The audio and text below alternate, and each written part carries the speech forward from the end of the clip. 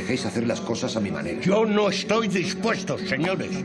Si no apretamos ahora, nos vamos a quedar con estos sueldos de mierda toda la vida. Oye, ¿qué cosas son las que tienen que cambiar según tú? Todas. Ya se ha muerto Franco, ¿no? ¿A qué esperamos para cambiarlas?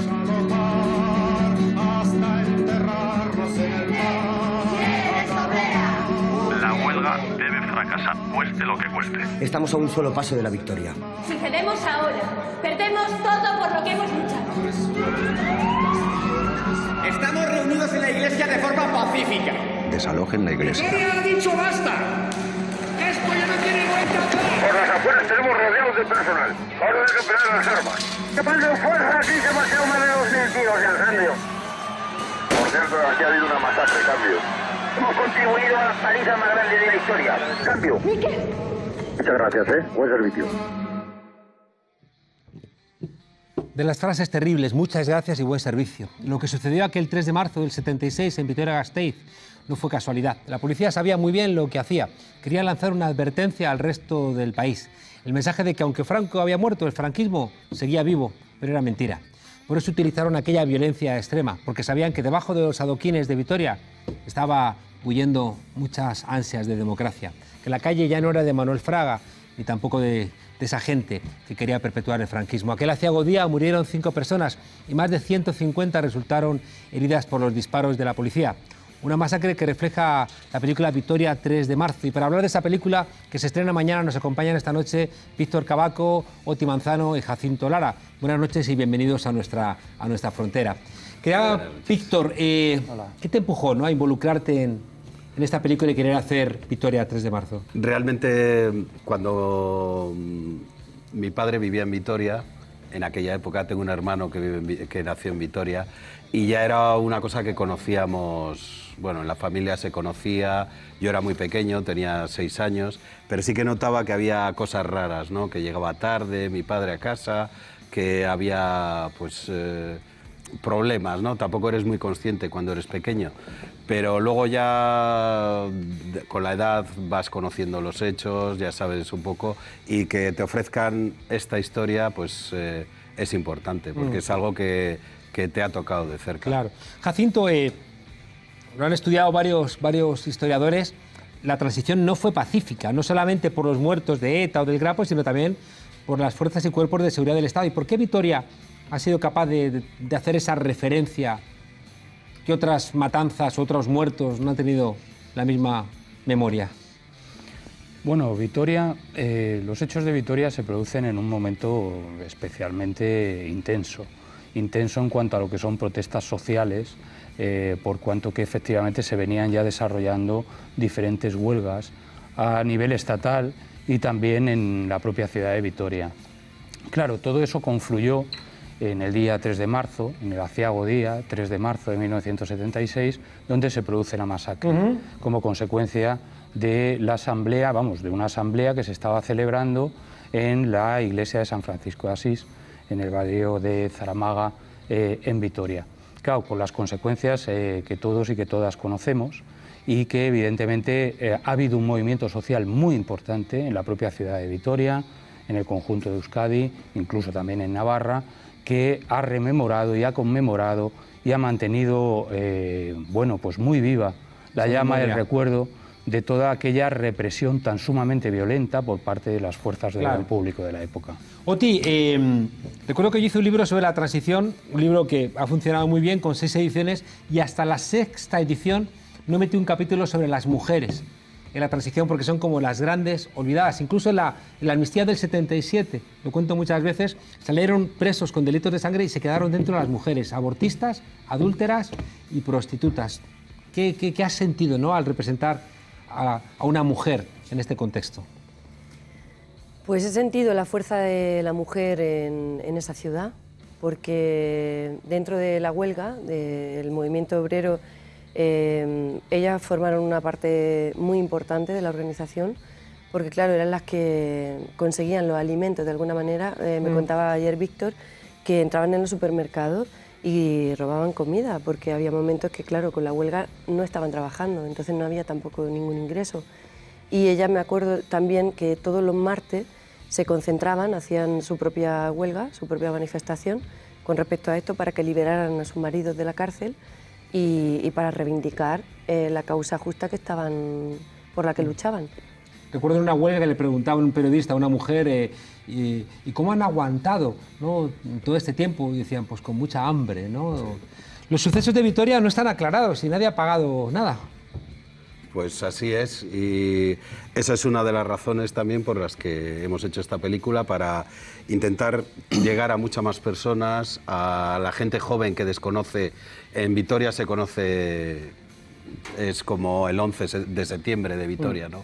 Es un hecho que está latente, que hay manifestaciones, tal, pero hay mucha gente joven que no es de Vitoria, que no tiene acceso a esta información. Y yo creo que esta película puede acercar a mucha gente para que conozca los hechos y que vea un poco lo que fue aquello y sobre todo para que no se olvide.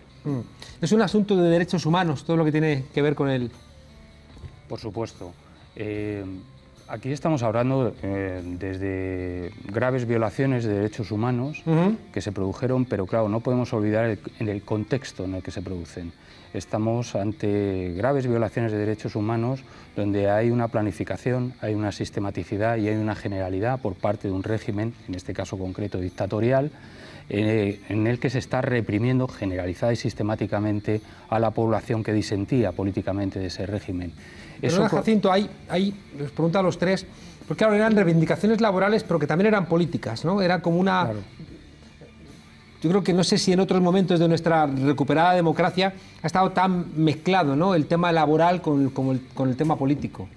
Claro, había, por supuesto, una reivindicación de carácter laboral, pero en realidad lo que se estaban reivindicando también, conjuntamente, eran las libertades civiles. Y en este caso concreto, además, relacionado con lo que eran los derechos económicos, sociales y culturales de la propia ciudad. Se estaban reivindicando las condiciones de trabajo del personal que se encontraba en huelga, de todas aquellas personas que estaban ejerciendo un derecho fundamental y que como consecuencia del ejercicio de un derecho fundamental fueron reprimidas salvajemente.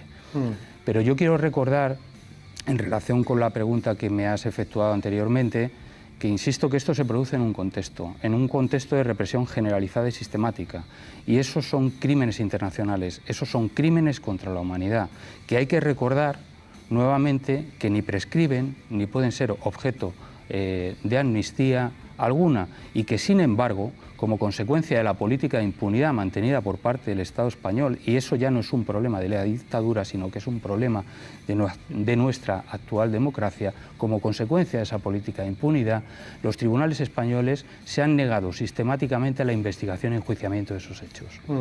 Oti, como mujer, déjame que te insista, porque hemos visto, por ejemplo, en todo el tema de la memoria, de la exhumación de fosas, cómo el papel de las mujeres es esencial, ¿no? En este entorno de la memoria, la mujer parece que se convierte, ¿no?, en el estandarte, ¿no?, de que eso no se olvide.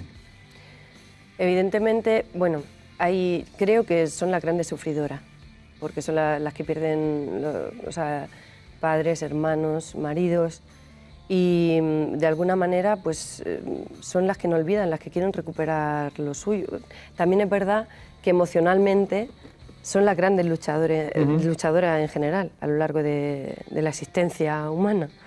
Quería decir también antes que cuando me has preguntado sobre las mujeres en la película, es verdad que también había muchas mujeres obreras, había muchas mujeres trabajadoras que también están reflejadas y se sumaron a la huelga, y también dejaron de trabajar teniendo hijos, y lo que pedían era tener guardería donde poder tenerlo, porque si no los tenían que dejar solo o llevarlo mientras trabajaban.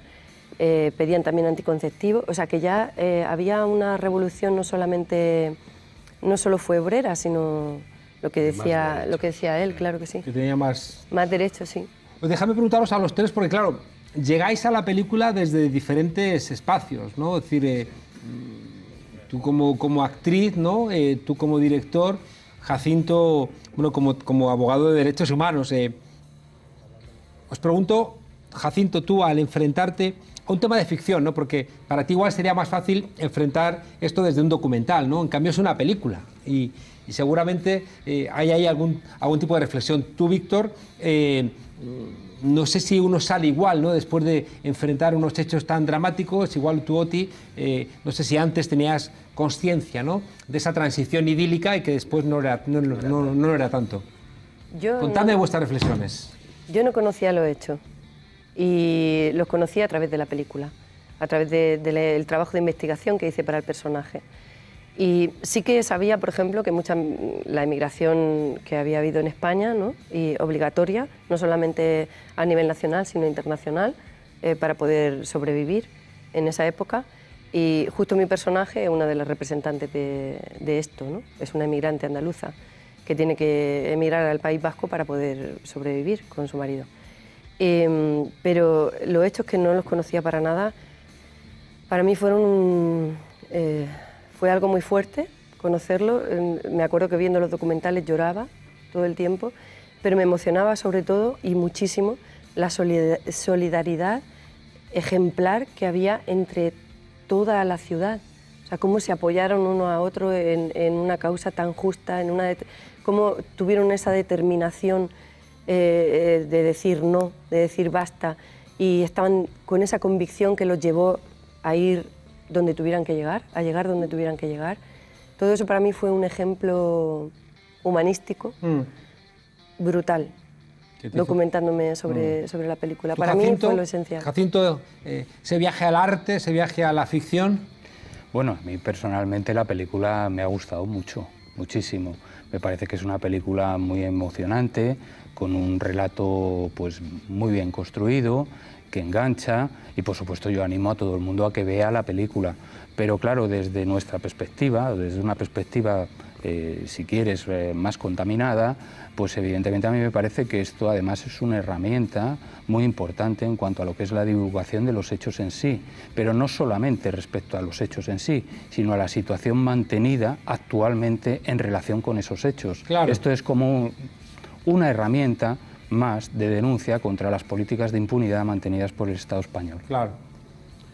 Pues para mí hay excelentes documentales que se pueden ver sobre el 3 de marzo y realmente el enfoque fue un poco acercarlo a esa gente que no lo conoce, que hay mucha gente joven que no lo conoce, que no sabe qué pasó, y entonces a través de una película, de una familia, puedes empatizar, te metes con los personajes. Es un cuéntame menos amable. Bueno, cuéntame no es más una narración.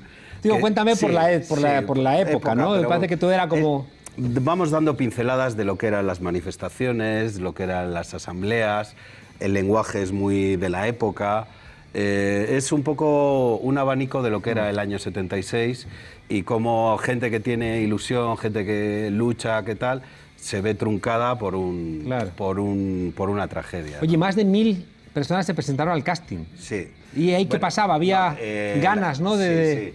La ciudad de Vitoria realmente está tan entregada al 3 de marzo que realmente pedíamos si quería venir figuración, pues para ayudarnos, para que hubiese más gente, porque claro, es una película pequeña, no tienes mucho dinero, entonces necesitas voluntarios que vengan a la película, ¿no?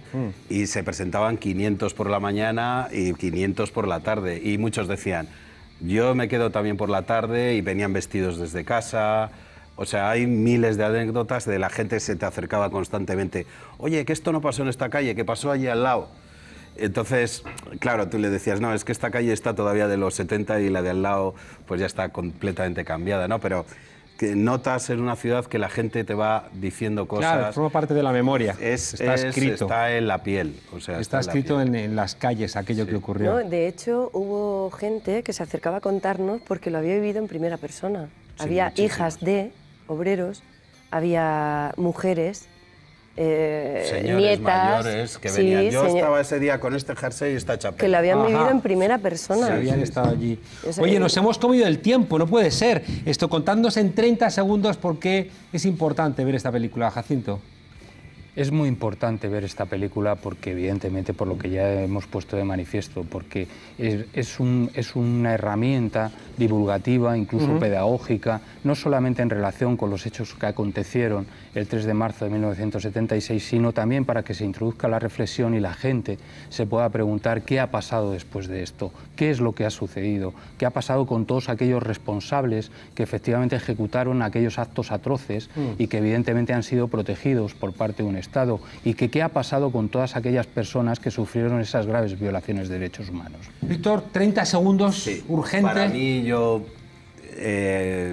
digo a todo el mundo que si quiere, que puede ir a verla, que se emocione, que los hechos graves siempre están ahí y que no se olviden. Y viendo esta película, pues recordarás un hecho que está en nuestra historia, pero que está tapado. Y está Ioti. Que está en nuestra historia, pero que no está en nuestros libros, que no se comunica, es memoria histórica que debemos conocer y sobre todo porque es un ejemplo de dignidad, de lucha para la dignidad y el respeto a la vida humana. Muchísimas gracias a los tres. A esta gente que narra en la película les dispararon por querer la jornada laboral de 40 horas. Imaginaos la pelea de la cual venimos. Olvidar es olvidar a los que anticiparon nuestra rabia. Muchísimas gracias a los tres, mucho éxito en la película y muchas gracias. Gracias. Porque estoy convencido de que sin memoria nuestra democracia se va a ir por el sumidero. Gracias a los tres. Gracias. Hasta pronto. Gracias. Y tú, Lolo, no sé, ruédate algo.